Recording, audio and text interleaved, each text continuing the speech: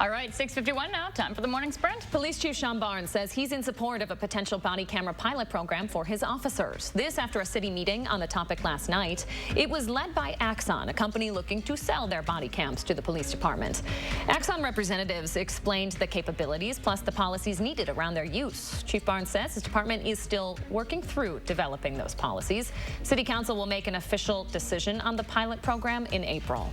A new report shows prices for everyday items once again increasing.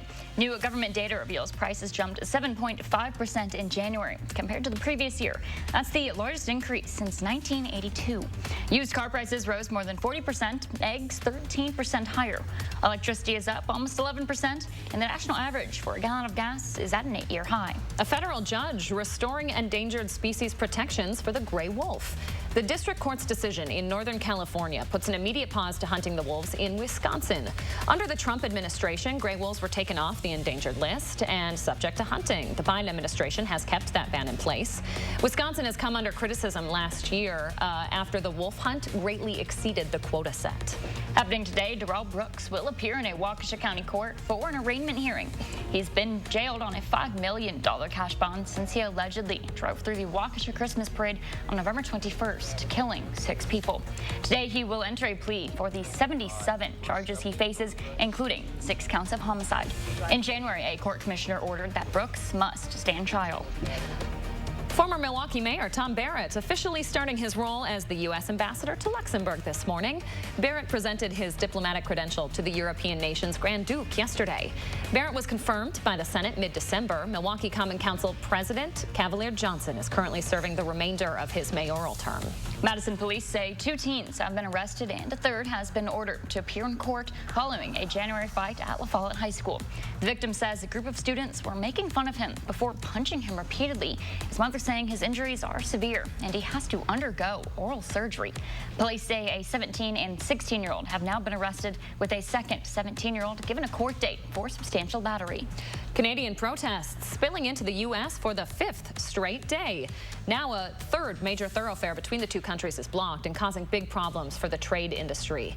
The truckers and their supporters across parts of Canada oppose vaccine mandates and COVID restrictions. The Biden administration is urging Canada to end the blockade, which is forcing automakers on both sides of the border to cut production due to lack of parts. The cost of buying a home rose by double-digit percentages across most of the U.S. in the last quarter of 2021. According to the National Association of Realtors, the median price of a home was just under $362,000. That's up about 15% from the previous year. Realtors believe home prices should begin to normalize later in 2022 as more homes come on the market. Disney shareholders getting some good news this morning. Stock of the company shot up 9% after Wednesday's closing bell when it reported close to 130 million Disney Plus subscribers. That's 12 million more than the previous quarter, higher than analysts expected. Britain's Prince Charles has tested positive for COVID and is self-isolating. Charles was with his mother, 95-year-old Queen Elizabeth, just days ago.